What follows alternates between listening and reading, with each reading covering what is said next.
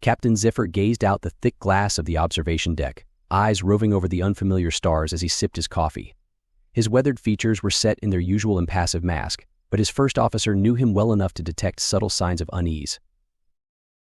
"Still no luck identifying our location," Raleigh Captain Zephyr asked, not turning from his perusal of the uncharted void. Commander Raleigh sighed, her angular face tired. "No, sir. Astrogation has run every star chart we have against the local configuration and come up empty. Wherever we are after that last unstable wormhole, it's nowhere human ships have mapped before." Captain Zephyr grimaced before schooling his features. "Very well. Have them keep at it. There must be some clue among that." He waved a hand at the expanse of space that can give us a hint.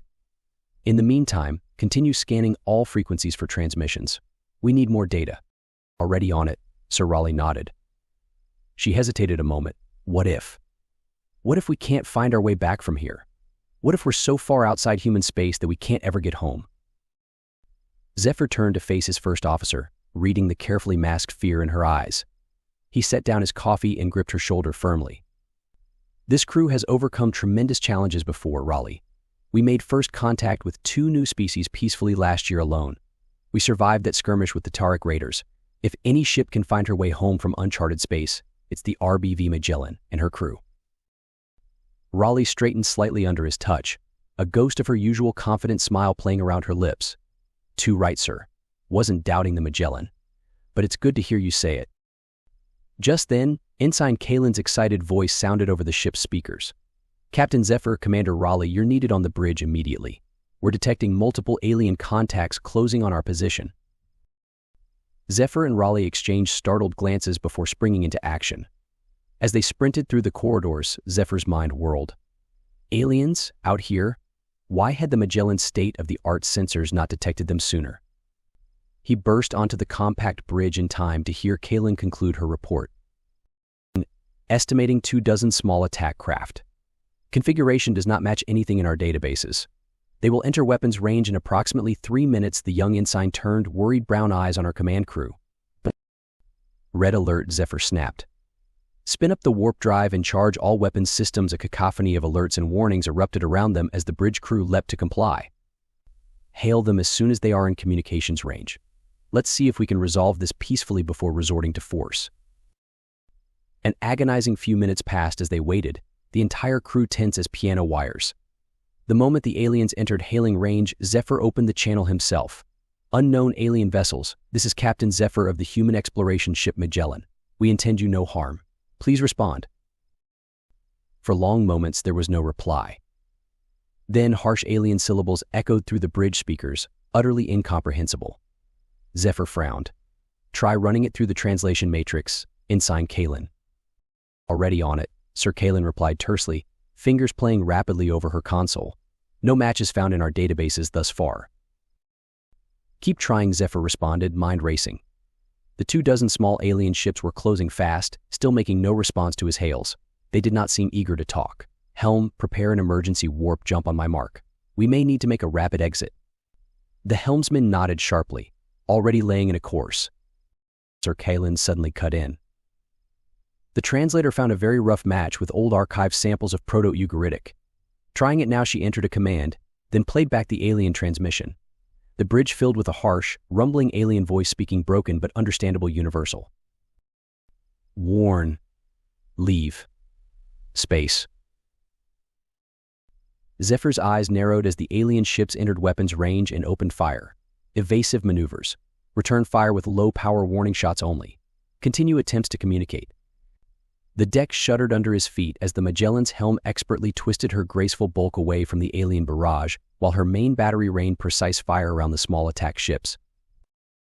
For 10 long minutes, Zephyr continued trying to talk the aliens down while skillfully avoiding injury to both sides.